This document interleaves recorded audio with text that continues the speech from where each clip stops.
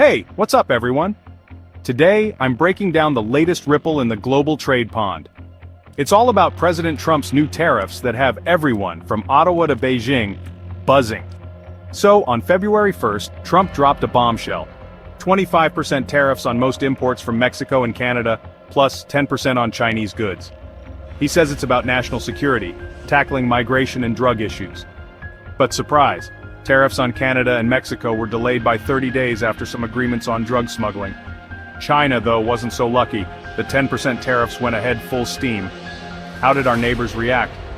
Well, Canada, led by Prime Minister Justin Trudeau, announced retaliatory tariffs on $107 billion worth of American goods.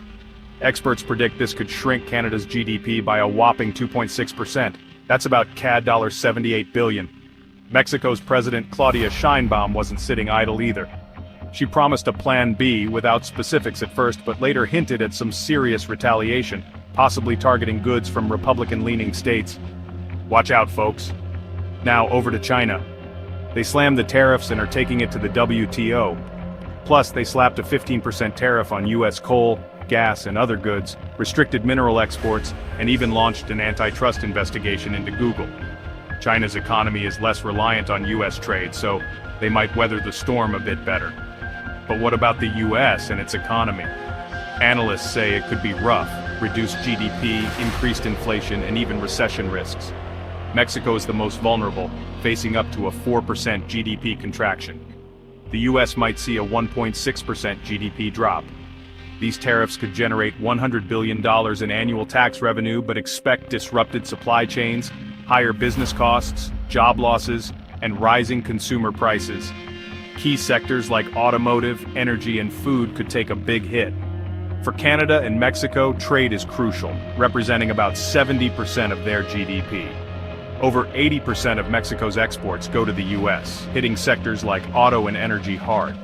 Canada's oil exports are also heavily reliant on U.S. trade.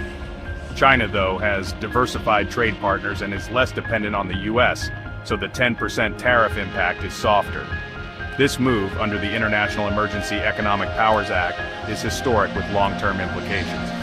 It echoes the 2018 trade war, where retaliatory tariffs caused significant economic damage.